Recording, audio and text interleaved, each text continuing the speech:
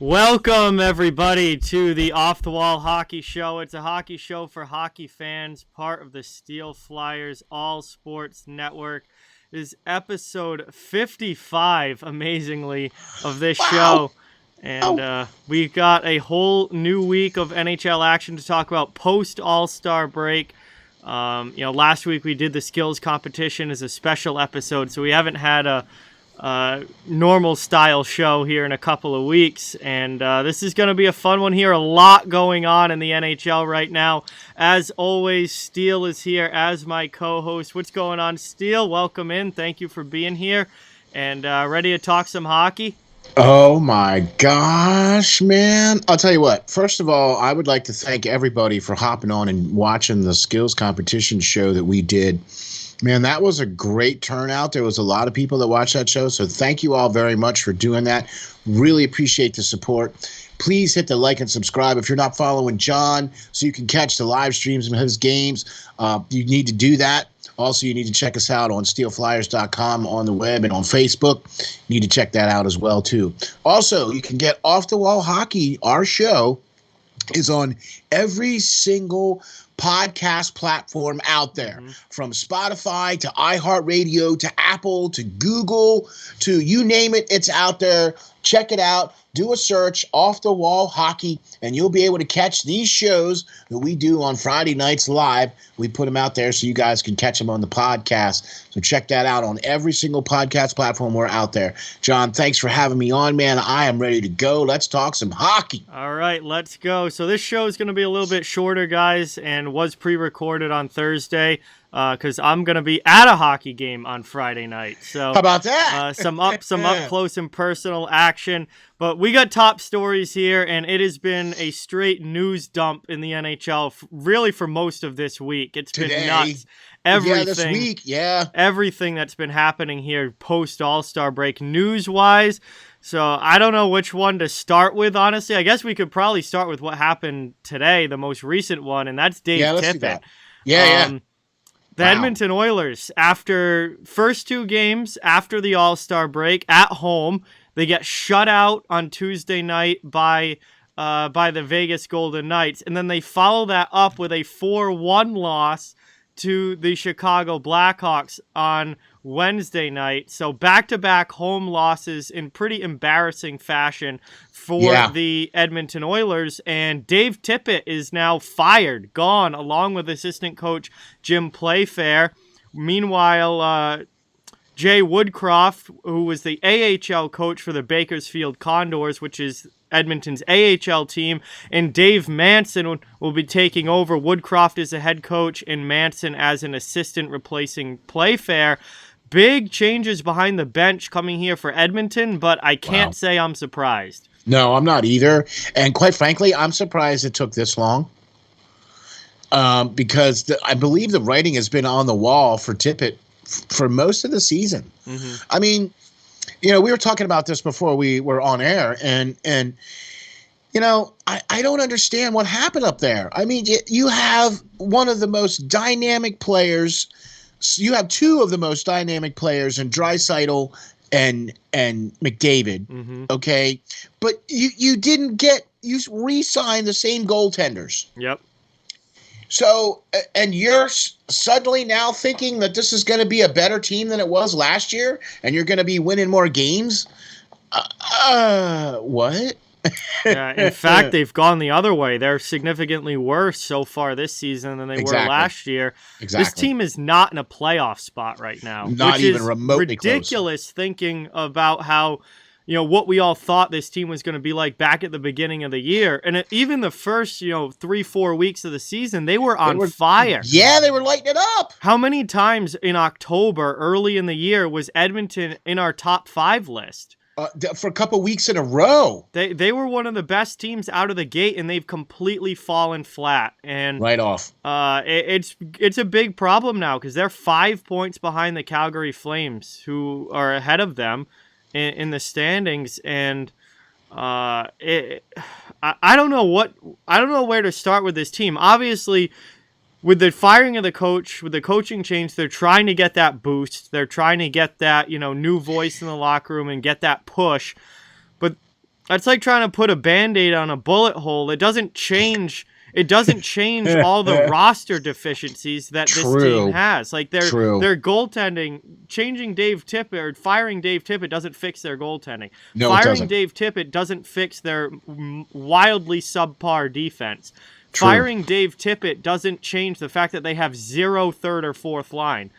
Like, those are roster deficiencies that firing the coach isn't going to change.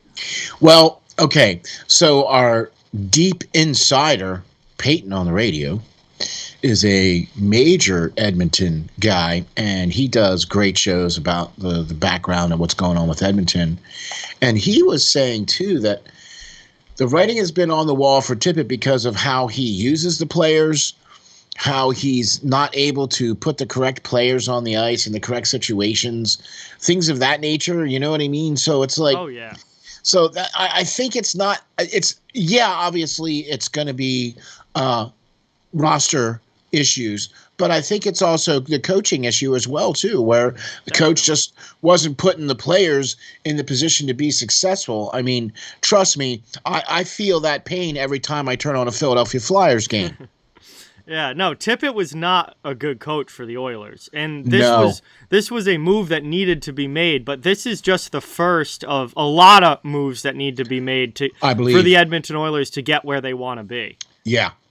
They definitely have to do more than just the coach. Yeah, absolutely. Okay, because these roster deficiencies are so glaring that it's not just you can't just fire the coach and then expect everything's supposed to be just hunky-dory again. I mean, it's a different situation, like with Boudreau went to Vancouver.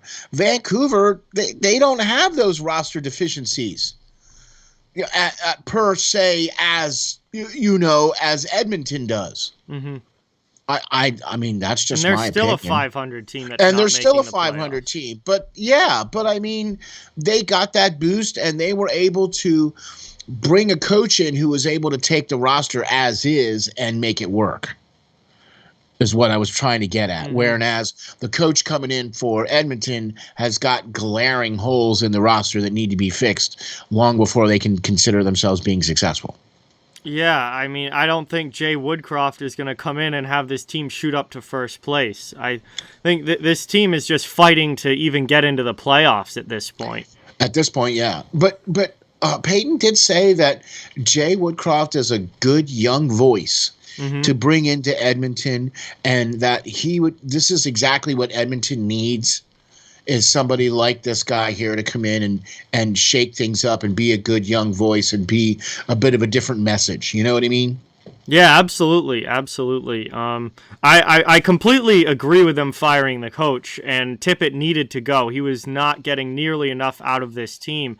But I don't think this is a one-move fix-all for the Edmonton Oilers. I think they've got a lot of other issues here as well. This was just one of them.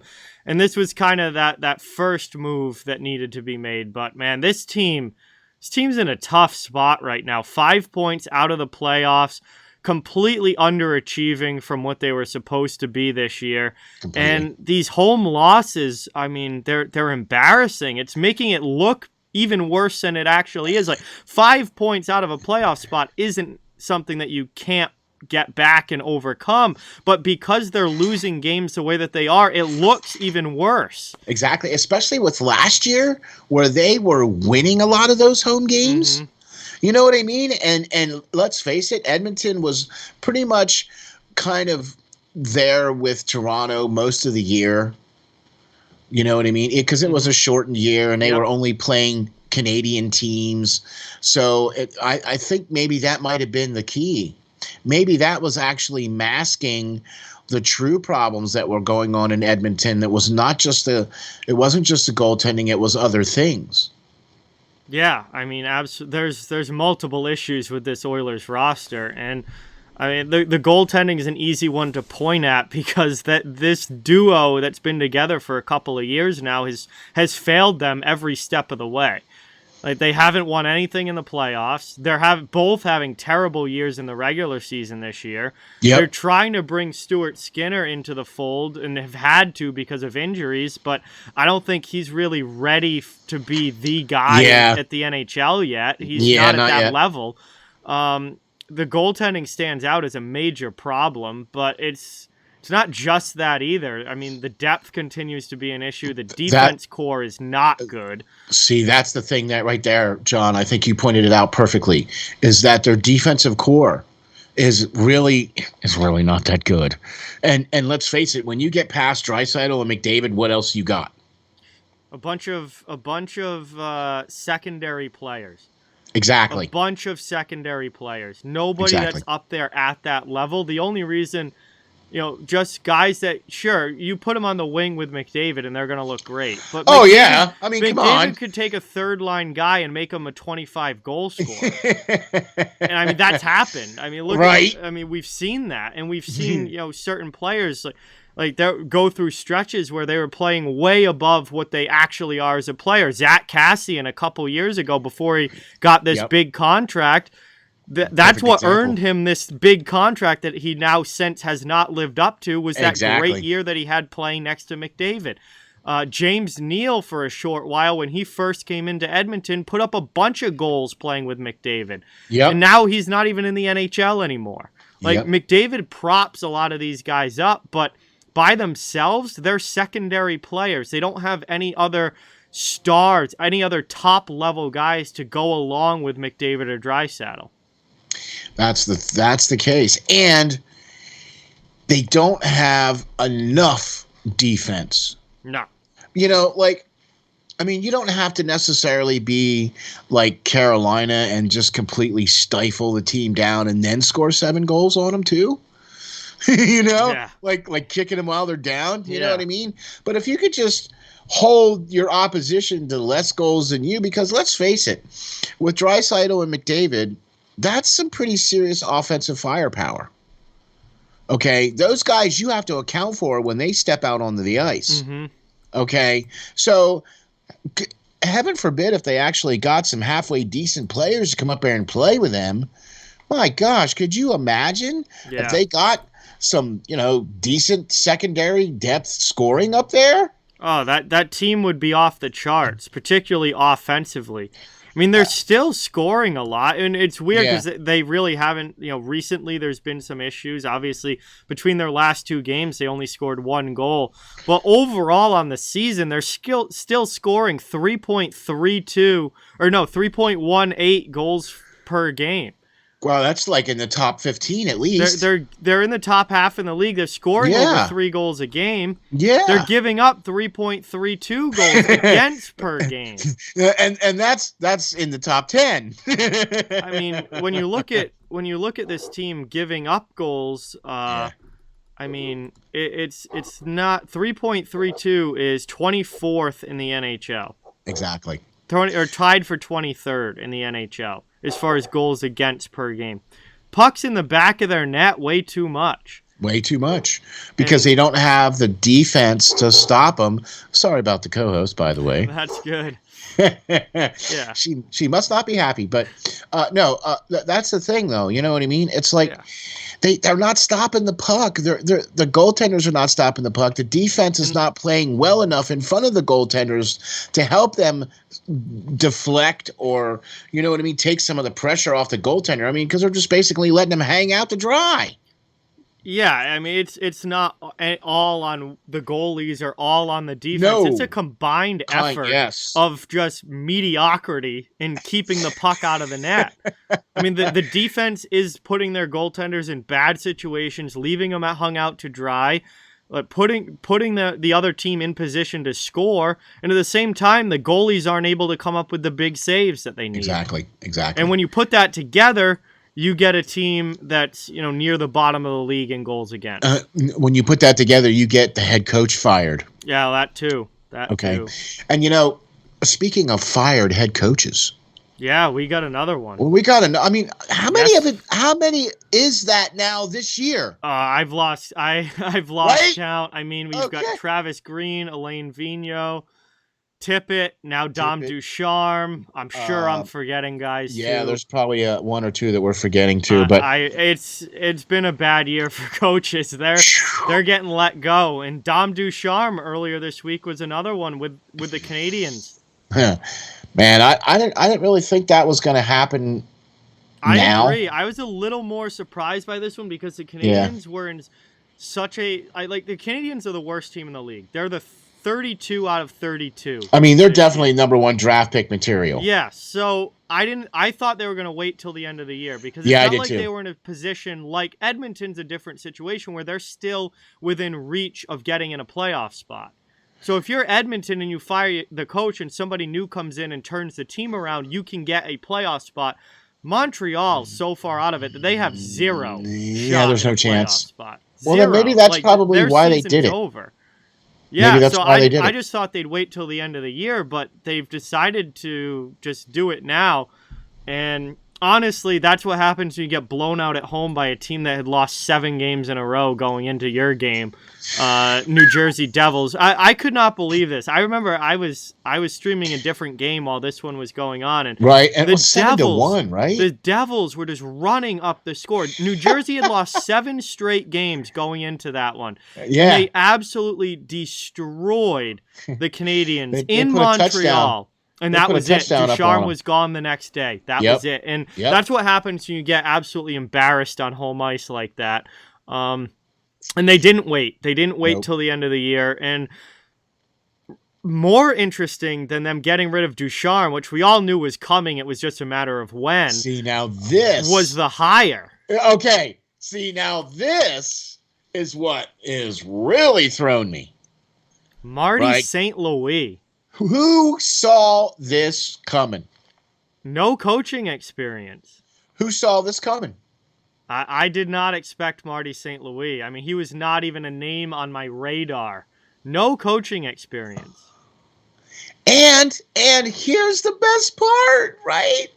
His buddy, his teammate, LeCavalier is going to be the assistant general manager, or that's the rumors anyway, right? Well, he denies that. We'll see. Okay. That's going to be interesting.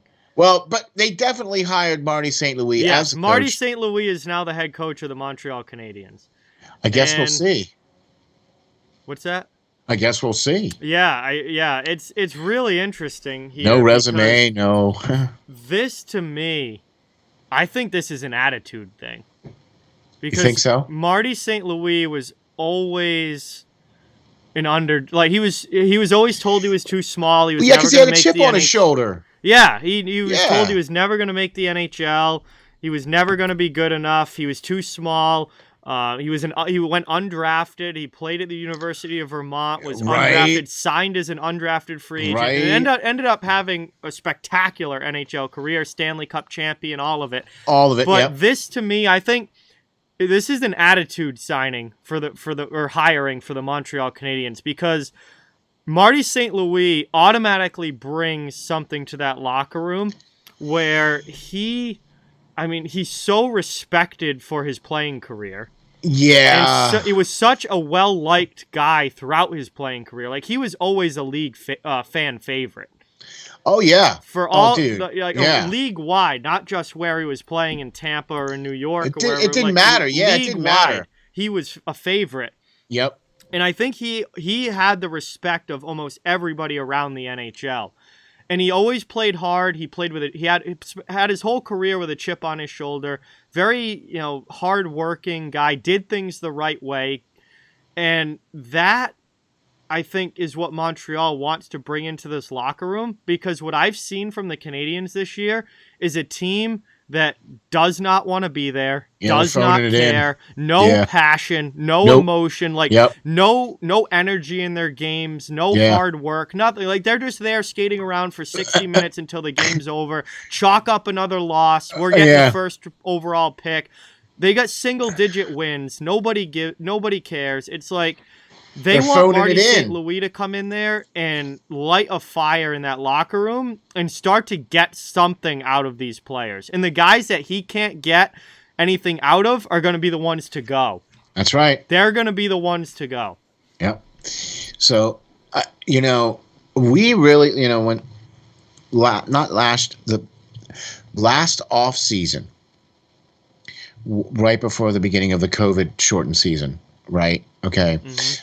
We looked at Montreal and said, wow, they made a lot of changes and they did a lot of things and roster shakeups and this, that, and everything else. And, and blah, blah, blah, blah. And they brought in a new general manager and, the whole 9 yards. And they proceeded to go all the way to the Cup finals. And, I mean, they lost to Tampa Bay, but they made it to the Cup finals. So what happened? I mean, here we are, less than a calendar year later, and you're firing the coach. You know what I mean? It was a very fast fall off. You could say. I mean, now, I think some other major factors have contributed to this as well, too. Oh, absolutely. It's not just the coach. I mean, let's face it, Carey Price hasn't played this year, right? And Shea Weber is done and out. Yep. So those are two major reasons why you were as good as you were the previous season. Yeah, and honestly, it was a fluke for them to get to the finals last year. That's what I mean. They were the last team to get into the playoffs. It's not like you had a team that was a first place team last year and then they dropped down to worst team in the league. This team barely made the playoffs last year. It was very fluky for them to make the finals the way that they did. If they would have been in any of the other divisions, they would not have made the made the playoffs. They would not have made the playoffs. And then they go into the playoffs and they destroyed. They kept Toronto. I was like, well, all right, I guess Montreal is for real. And to get all the way to the Cup, so big major drop off. I'm gonna be interested to see what the Marty St. Louis era is going to look like in Montreal. I agree with you. He is one of the most respected players when he played. He was always a fan favorite because he was one of those guys that, just like you said, he had a chip on his shoulder, but he did it the right way. He kind of reminds me a lot of, like, say, Emmitt Smith. Right? Emmitt Smith was told that he was too small and he couldn't do it. Right? Yep. And what did Emmitt Smith do? He went out and took the rushing record away from Walter Payton. Yep. So, all them people telling you can't do it, except there he is standing there at the top of the mountain. Yep. Okay. So that's kind of where I feel about Marty St. Louis as well. He's that same type of player, He did everything the right way, and he had a chip on his shoulder because everybody told him he was too small and he couldn't do it. Hey, look at how many championships he has. Look at his accomplishments. Look at what this guy has done in the league.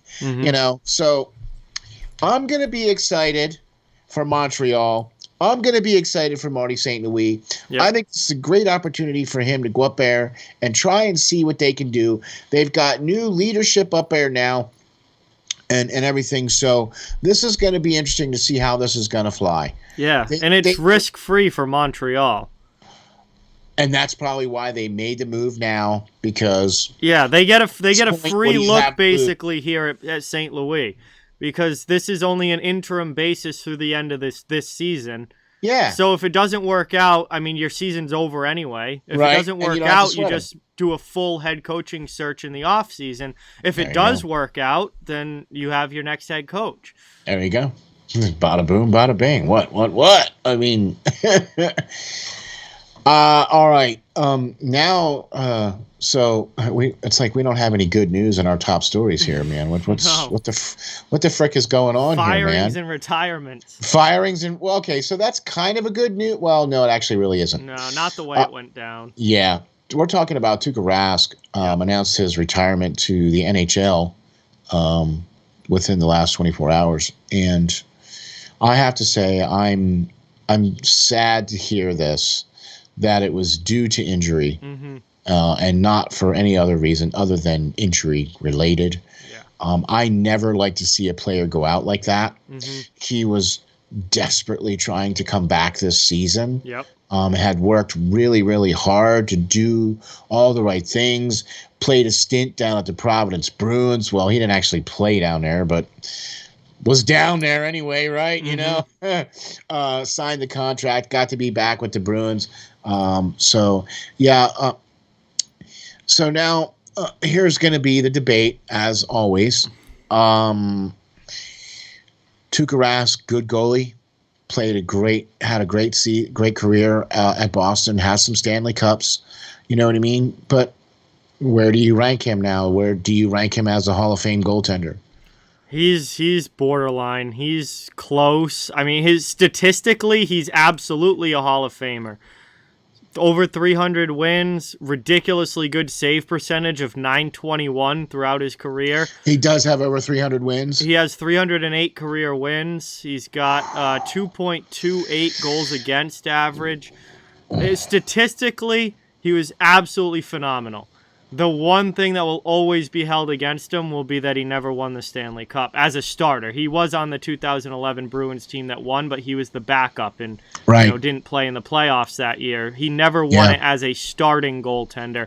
That's always going to be the thing that's kind of held against him. But statistically, he's right there with other Hall of Fame goaltenders. I think the voting on him is going to end up being very, very interesting. Okay. So it does seem like he could make it into the Hall of Fame, but maybe not as a first ballot. He might have to wait a couple of years. I definitely don't think he'll be first ballot. Yeah, so there's probably going to have to be some guys that maybe retire within the next couple of years that might go in before him. Mm-hmm. Because 308 wins is just doesn't quite. I mean, yes, when you get to 300 wins, that's you've played some goal in the NHL. Do you know what I mean? But you need to start getting to like 400 or 500 wins. Do you know what I mean? To be like, if you look at Henrik Lundqvist. Lundqvist is all time 459 wins. I mean, Lundqvist is first ballot Hall of Fame, like generational goaltender. Exactly.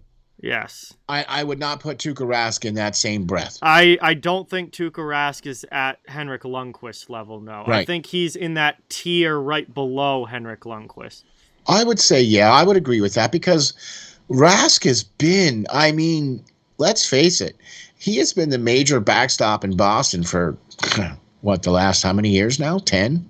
At least he played 15 seasons. Not all of those were full years, and not all of those he was the starter for. Right. But yeah, it was like the last eight. I would say he was the guy for the last 8 years, and like since 2010, I think. Well, Tim Thomas was there in 2011, still there in 2012. I think 2012, 2013 is when it kind of shifted to Rask being the guy. The guy. Okay. Yeah. Okay. Still though, I mean, no slouch career by any stretch. You win 308 games. Not. You know what I mean? And that's a pretty good save percentage for a career save percentage. You know what I mean? And so, that will be the knock that he didn't get that, Stanley Cup as a starter. But I don't really think he's going to be a first ballot Hall of Famer. But I think he might make it. Yeah, no, it all depends on who retires in the next couple of years. Looking at his stats and then looking at other great goaltenders, I mean, statistically he should be. Okay. But I don't know. Goalie voting for the Hall of Fame is always weird because there are some really good goalies that haven't made the Hall of Fame, and there's some other goalies that are leave you kind of scratching your head a little bit. The other thing is the numbers fluctuate so much by era. Like goalies that played in the 80s have way different statistics than goalies that played now, where goals against is down by around 2. Whereas back in the 80s, if you gave up 3.5 goals a game, that was normal. Yeah. Now, if you give up 3.5 goals a game, you're out of the league. You're not even playing on it. See you later. So the difference in era makes goalie voting tough as well. Yeah. But, I mean, if you look at some other great goaltenders, like Roberto Luongo finished his career with a 2.52 goals against and a .919 save percentage. Statistically, Rask has him beat in both. Now, Luongo has 489 wins, and Rask only has 308 because Rask didn't play nearly as many games. Played about I mean, not quite half as many as Luongo, but Rask only played like 500 something games, whereas Luongo played 1,044. So, like, there's a massive difference in games played there. Yeah. So that's why I can understand now why the goaltending is a much different, animal for Hall of Fame. Very different animal when it comes to just the way that it's voted on. Like Chris Osgood is not in the Hall of Fame, correct? No, I don't think so. That he's not a Hall of Fame goalie. He has 401 career wins. And how many Stanley Cups does he have? He must have got at least one in Detroit, if not a couple in Detroit. I'm sure he has at least one. Yeah, I don't know off the top of my head, but he has a .905 save percentage and a 2.49 goals against average. Pretty solid numbers. They're not like Rask, again, statistically has him beat in those categories, but pretty good numbers there. Plus over 400 career wins, and he's not a Hall of Famer. So goalie voting is interesting when it comes to that. So that may mean that Rask might be on the outside looking in. I don't know. We'll see. It's weird. Because I'm telling you right now, we're probably going to get a rash of goaltenders retiring here in the next year or two. Or at least we're going to see Fleury probably in the next year or two. Fleury, I think, will be the next right. Hall And now Famer. we had Lundqvist. Lundqvist just did. Lundqvist will be first ballot Hall of Fame. Oh yeah, that's easy. Fleury will be the next one, the next Hall of Fame guy, and he'll absolutely be Hall of Fame. I don't know if he gets in first year, but he'll definitely be in the Hall of Fame. I mean, Rask is gonna definitely get consideration. It's gonna be interesting to see. Yeah, I'll be interested to see how that all shakes down, and how that all goes. But condolences to the Rask family. I know he was trying to come back and play, and this is always kind of a tough blow when you get that injury news and say, "Yeah, sorry, it's over." I will say this: if Tuukka Rask gets in, then Pekka Rinne absolutely is a Hall of Fame goalie. Okay, then. Yeah, there you go. I would say those two are pretty comparable as far as the careers that they had. Rinne finished with a 2.43 goals against and a .917 save percentage, 369 wins for him. Okay. So he's see, everybody has more wins than Tuukka does because they played way more games. Yeah, but he has a better save percentage. Yeah, he has better statistics, but these other goalies have more wins. Yeah, so I think they're going to go with. I think that is kind of more of a yardstick for goaltenders. Pekka Rinne is a pretty solid, I think, comparable to Tuukka Rask. Yeah. Yeah. In that same level? Yeah. I would agree. I think around that same level, yeah. Yeah, I would agree. But like I said, they're both Finnish, too. Yeah, well, hey. But always a sad day when you get to see a player retire because of injury and not because they wanted to. Yeah. Thank you very much for your great career, Mr. Rask, and we appreciate all your great play up there in Boston. And take care, and we'll see you at the Hall of Fame ceremony at some point, I'm sure. All right, so that finishes up our top stories for tonight. So now it's time to move into our top shelf power rankings here, as we are going to take a look at the 5 best teams in the NHL. And, we've got some mostly familiar faces here at the top of the league. Not much has changed, has it? Not much has changed. No, I think, some of these teams are really starting to solidify themselves as the favorites this year, the best. Yep. And I guess we can start at number 5 with the defending champs, the Tampa Bay Lightning at 30-10-6 with a 17 point percentage here so far this season. So over 71% on the point percentage. That is looking good. Now, we take, because of the games that have been canceled and things like that and the unevenness of the number of games, we have gone to the points percentage to determine who our top shelf power ranking teams are. We were going by some other criteria in the past, but now teams are fluctuating so much that not all teams have played the same number of games. So we do it by the points percentage, and that's how we get our power rankings. So yes, Tampa Bay, the defending champs, 30-10-6 at 7.17% is number 5, and I mean, this list is going to be pretty much ad nauseum. Yeah, everybody on this list these teams hasn't are all changed. so close. Yeah, they not much are. has changed. Oh my gosh, the bottom 3 teams, actually they all are. If you just look at all of them, once you get to number 4, they're all so close that they're only 2 or 3 percentage points until you get to the top team. Yeah. So the middle 3 particularly are like all at 73%. I mean, they're all like right there. It's literally what I mean? The third number that is separating them. It is nuts, right? So, who comes in at number 4? Number 4 is the Toronto Maple Leafs, and man, have they been just. I think they're a better team this year. I think with the addition of the goaltending up there, has definitely turned the tide for Toronto. I think I can't say enough about how impressive Toronto has been. Now, I know that Matthews should be back now or tomorrow or the next game, or he was back been practicing, so it looks like he's back.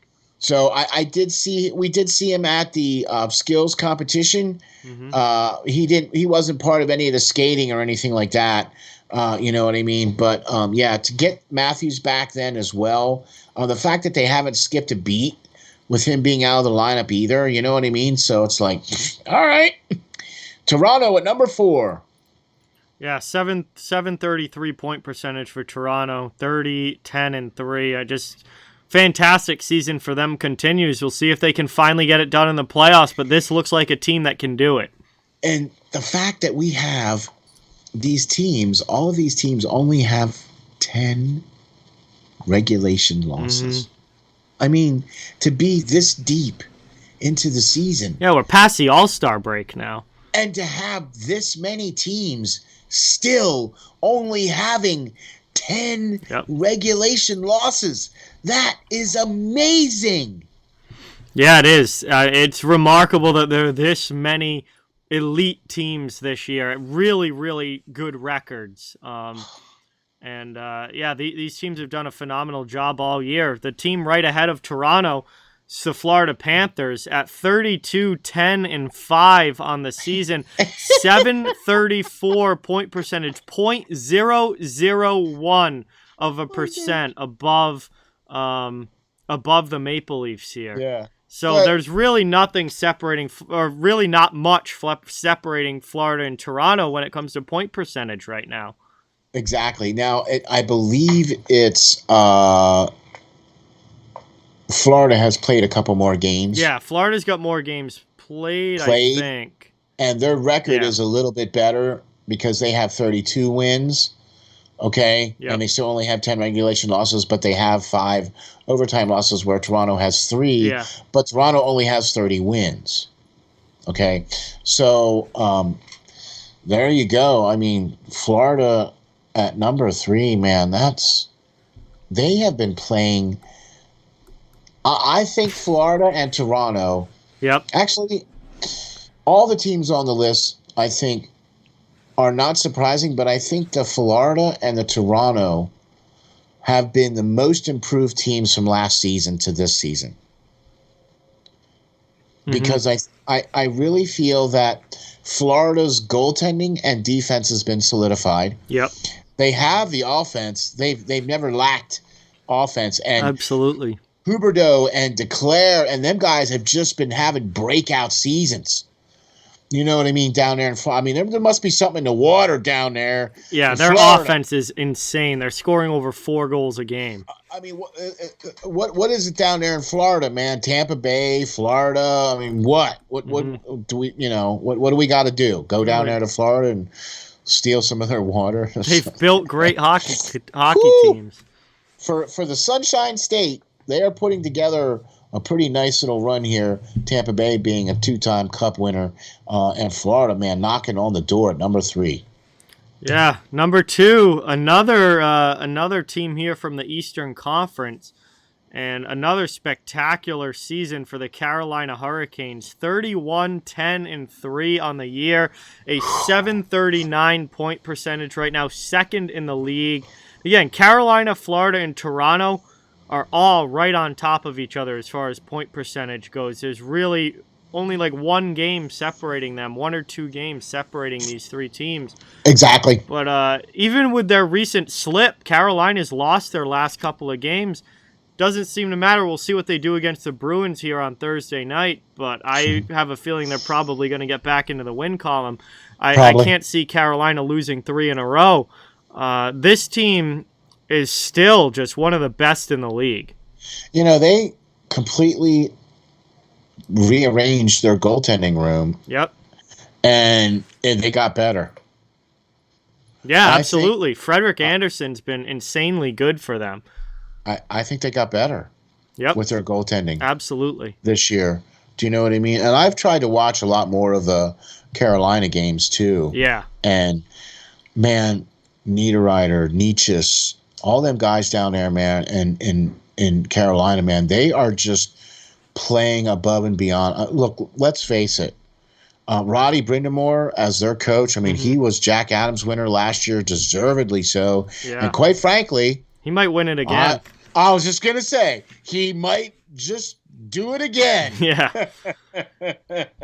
Especially if they do so well that where they are in the hunt for the President's Trophy again, yeah, I think he'll win it.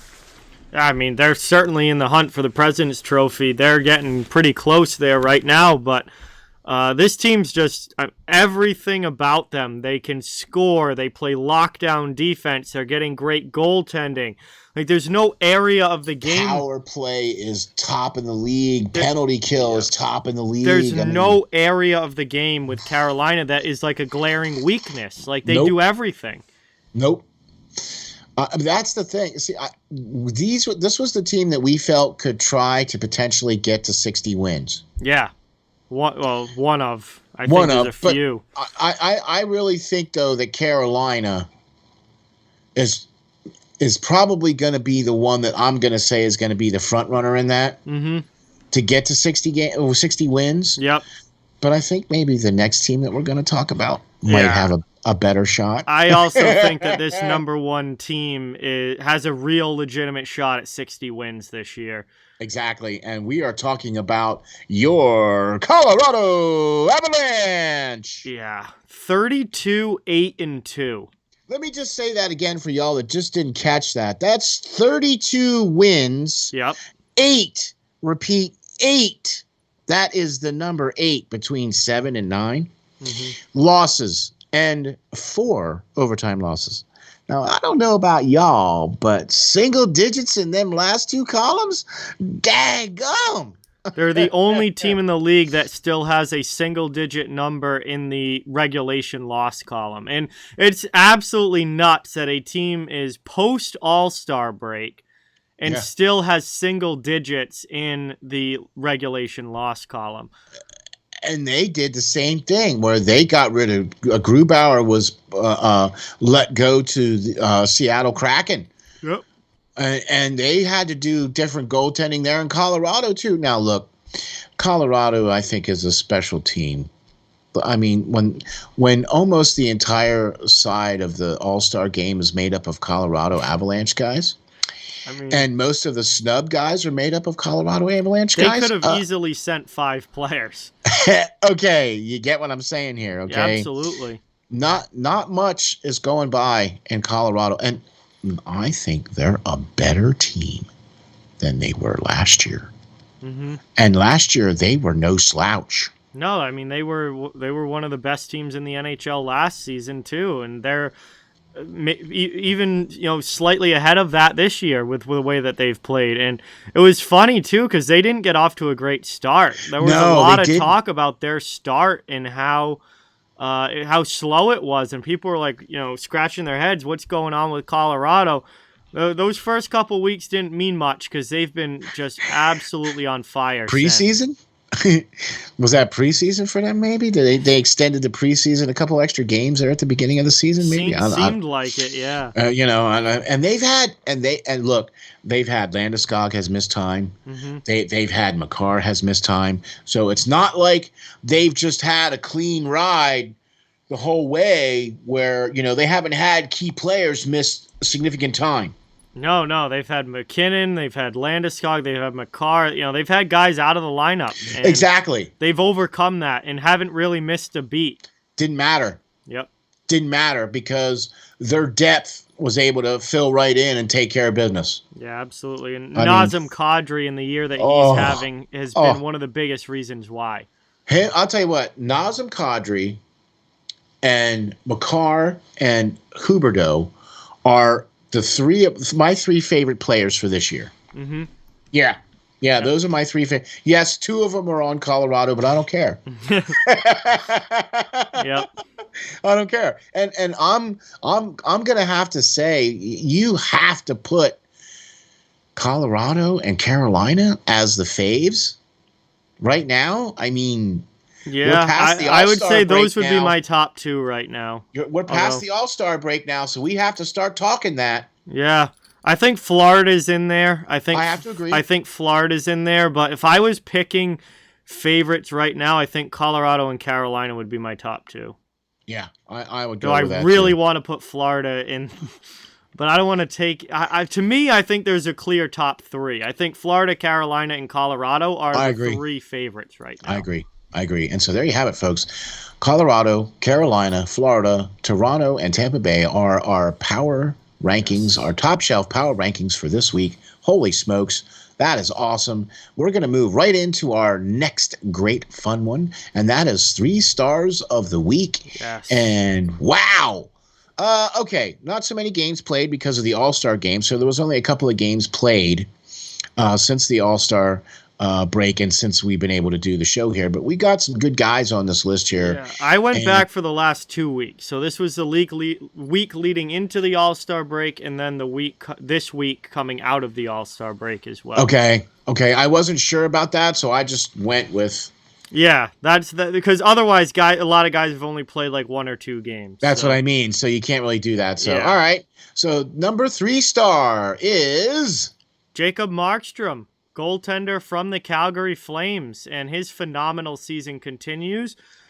He putting up fantastic numbers. More shutouts. League leading shutout numbers. This 5. Year.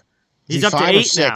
Oh, 8. He's up to 8 sorry. shutouts now. Sorry. With the one the other night, he's up to 8 now. So good gravy. Yeah, Jacob Markstrom in his last 3 games over the past couple weeks has gone 3-0-0 with a .947 save percentage and a 1.36 goals against average. 2 of those games were a shutout. And he stopped 89 out of 94 shots that he faced over this 3 games stretch. So, wow, just insanely good numbers for Calgary's goaltender there, and that's why the Flames are in a playoff spot. And that's why they have been a much different team because, I mean, let's face it, Calgary came out of the gates and Markstrom just has been standing on his head. Now he's got 8 shutouts, but we've had him in this 3 stars of the week previously. Yes. Okay. He's one of the main reasons why Calgary is playing as well as they are is because of Markstrom. So don't take anything away from, Johnny Hockey's playing real well too. And they're getting some depth scoring up there, but Jacob Markstrom is definitely one of the reasons why, for sure. Yeah, if you want to know why Calgary's in a playoff spot and Edmonton is not, all you have to do is look at the goaltending. It's not vastly different results as far as goaltending. Oh my gosh, could you imagine if Markstrom was on Edmonton? Oilers would probably be leading the division, at least top 2 in the division if they had Jacob Markstrom in goal. I mean, that's just one player. Yep. That's just one player, but it's a goaltender. So, all right, number 2 on the list of top 3 stars of the week based off of the last 2 weeks is another great favorite from the Florida Panthers, Mason Marchment. Yay! 3 games played, 3 goals, 5 assists for 8 points. He's a +7. Yes. Look, every single time we put a player on this list, like they don't even qualify unless they're a +5. No, I'm not kidding. Like if you go back and look at like all of our top 3 stars of the week, like none of the guys on there have less than a +5. Well, usually if you're putting up enough points to get on this list, you better be a plus player because if you're not, you're on the ice for way too many goals against. See, exactly, right? Florida's plus-minus numbers this year, along with their just overall goal differential as a team, are off the charts. Oh, yeah. They're scoring way more goals than they're letting in. Oh, yeah, and by a lot. Here's the other thing, too. And this is we keep bringing this up, but it keeps becoming a major factor for teams. Bob has been playing very well. Yep. And that, I think, has been one of the differences for Florida. So, number 1 star of the week is Mitch Marner from the Toronto Maple Leafs. Yeah, man. Look at this guy. 4 games played past 2 weeks, 6 goals, 6 assists, 12 points plus 11, 1 game-winning goal, and 11 of the 12 points have come at even strength. So it's not like he's just been setting up on the power play and abusing being on special teams. He's scoring at even strength. 11 of the 12 points at even strength. We've seen a lot of strange numbers come across here for our number 1 star of the week. Mm-hmm. But I have to tell you, I think this is the craziest one. Because we've seen, like, guys that are number 1 stars have 1 goal and, like, 7 assists, to have 8 points. I don't think we've ever seen a number 1 star have 6 goals, 6 assists for 12 points. No, definitely not. He's doing everything. Smokes. He's been a game changer. Game changer for the Toronto Maple Leafs. Everybody all talks about Austin Matthews this and Austin Matthews that, but they'll forget about Mitch Marner. And you can't forget about him. You cannot forget Mitch Marner because he puts up some big-time points as well. Man, 6 goals and 6 assists in 4 games? Good gravy. That is good. So and there's our 3 stars. Mitch Marner, Mason Marchment, and Jacob Markstrom are the 3 stars of the week. Yes. All right, now it's time to have some fun. Game picks for Saturday afternoon and night. There's quite a few afternoon games tomorrow. Yeah. But then there's also obviously a normal slew of night games as well. So we're going to get our picks in here, lightning round, see how we can do, and see if we can figure out who's going to win some of these. So we did kind of let you guys know how we did the previous week in our all-star matchup. Mm-hmm. And so we didn't have any games this week. Right now, John is at 86-53, and Steele is at 88-51. So we're doing pretty good this year, man, comparatively to what I was doing last year. You did really great last year. I did horrible. But we got a couple of slate of games here scheduled for the 12th of February, and we're just going to do lightning round here. Yep. And we'll give you the name of the teams and who's playing and who we predict is going to win. Yes. Number 1 game on the list, Philadelphia versus Detroit. At Detroit. Yeah. Detroit just beat them, and this one is in Detroit. And they didn't just beat them. Like, they outplayed them. Yeah. They out-hustled them. They out-muscled them. They outscored them. They out-hit them. They outshot them. All right, they got out-coached. Anyway. Yep. All right, Boston versus Ottawa. No Brad Marchand. Probably still suspended for 6 games. Yeah, probably still no Patrice Bergeron, who's injured. Say it. I don't like this matchup for the Bruins at all, but with how tough their schedule is right now, and they got to find a way to win a game somewhere. I'm going to say Ottawa. I don't see the Bruins winning without Marchand and Bergeron. I don't either. Having both of those guys out of the lineup is way too big of a hit to take. And Ottawa's been playing well recently. They played really well against Washington. They played really well against the Capitals the other night. Yep. I believe they beat them too, didn't they? I don't remember off the top of my head. Yeah, I'm pretty sure it was. Don't. All right, now you're gonna make me break out the crack research staff here, and I'm pretty sure they played Washington the other night and played them really well and beat them. I know that they've always played tough teams very well. That's just Ottawa's thing is they make it really difficult when they play good teams. Yeah, they played the Hurricanes and beat the Hurricanes 4-3. I knew they beat the Hurricanes. That was one of the bad losses for Carolina. Yeah, okay. And then they played and beat the Devils 4-1. So they've won 2 games in a row. Yeah. Okay, so there you go. That's what's going on with Ottawa. You're picking Ottawa? Yeah. Yeah, me too. Yeah. Is it an afternoon game? Yes. Yeah, I'm picking Ottawa. All right, Columbus Blue Jackets versus Montreal. Columbus. Yeah, it's in Montreal. Come on. Montreal, you can't ever pick them at this point. Yeah, no. All right, Toronto versus Vancouver. Toronto. This was easy too. Jeez, man. I don't think we're going to have any differences this week. Winnipeg versus Nashville. Oof. Good game. That's a really good game. I'm going to take Nashville. I took Nashville to beat Dallas, and they didn't, so I'm hoping that Nashville, I'm right about this time. I'm taking the Preds. Yeah, they're one of the better teams in the league, too. I got to go with Nashville. They've been playing really, really well. Mm-hmm. I see them improve this year as well, too. I think a little bit more than Winnipeg. It's in Nashville, so I'm going with Nashville. All right, Carolina versus Minnesota. Great matchup here. Oh, yeah. I'm going to take the Canes. I think they get it done. I think they suffered their bad losses. They lost back-to-back games coming out of the All-Star break. I think they get back on track from that. Mm-hmm. Hurricanes win this one. I'm going to tell you, I think it's going to probably go to overtime. Yep. Because Minnesota plays Carolina really tough. And I really like what they've been doing up there in Minnesota. And so I agree. I think it's going to be a good game. It's going to be an overtime game, but I think Carolina is going to be more. So I have Carolina as well in this one. Right. Chicago versus St. Louis. St. Louis. Better team. That's easy. That's easy. Craig Berube just re-signed a 3-year extension to coach there. Hey, more top news. Hey! The amount of news that came out this week. I know. All right, last game is New York Islanders versus Calgary. Yep, that's easy. Calgary. New York Islanders have not played anything remotely like where they were last year. So, yeah. Flames have been good. I'm with you on that one. There you go, folks. There was our lightning round. And now on to one of our other favorite and most wonderful things that we like to talk about, and that is the Prospect Watch. Yes. Love talking about the young up-and-coming talent, the young up-and-coming kids that are going to be either the next ones to be drafted or the next ones to make their NHL debut.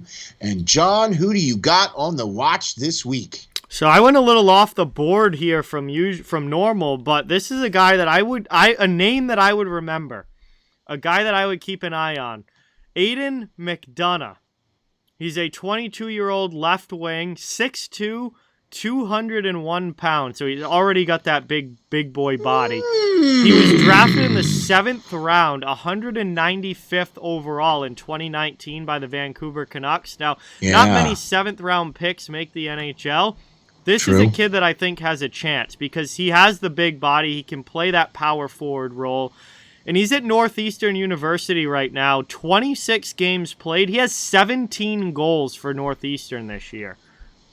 That's pretty good, man. Yeah, 17 goals, 8 assists for 25 points and a +5 26 rating. Games played? Yeah, 25 points in 26 games for Northeastern. 17 of those are goals. And he could be, I mean, obviously, 7th-round pick, he's probably not going to become a star, but he could be one of those bottom 6 scorers that just plants himself in front of the net and scores on rebounds, scores on deflections, uses his big body, works along the boards. Kind of like a Wayne Simmons type player. Can bring some physicality. Yes, very much like that. So, I mean, obviously having a great year in college this year. He's got a career high in goals. He's got a career high in points. And he's a guy that I would keep an eye on because he could jump into a 3rd or 4th line role at the NHL level and be an effective player in that secondary role. Exactly. And for a 7th-round pick, if you get a guy that even makes the NHL and with a 7th-round pick, that is a big draft right there. And I'll tell you what, I think having the body is going to help him. Yeah, if he was 5'8" and 170 pounds, Then I would say no. no. Yeah, with you. But Yeah, being 6'2" and over 200 pounds, I think he can play that bottom role and play it well. I agree. What a great prospect, man. That's really cool. Love seeing about and hearing about these kids, man. This is great. Absolutely. So you went a little bit different. I went completely different. Mm-hmm. Off the rails. I went with Jesper Wallstedt, a goaltender. Oh my gosh. He is from Sweden, and at 19 years of age, he is 6'3", 209 pounds. Big kid. Drafted by the Minnesota Wild, first round, number 20th overall in the 2021 NHL and entry draft. He's playing for Luleå at the Swedish Swedish Elite League. Yep. And he's played 20 games. He's 11-9-0. He's got 2 shutouts, .918 save percentage, 1.95 goals against. That is good. That is good for a 19-year-old goaltender playing in the Swedish league amongst men. Yeah, if you can pull off a .918 save percentage and a goals against under 2 as a 19-year-old, that is looking really, really good.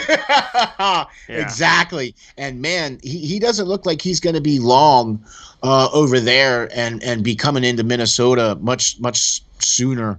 Yeah, I would expect that. Absolutely. For sure. Remember, he slipped in the draft. Remember doing the draft in this past year, and we kept waiting. We thought Edmonton was going to take him, thought Buffalo was going to take him. He was the first goaltender all taken off the board, and we thought, well, where's Edmonton taking him? He kept dropping and dropping and dropping. Then he was supposed to be the first goalie, but Detroit took Sebastian Cossa over him.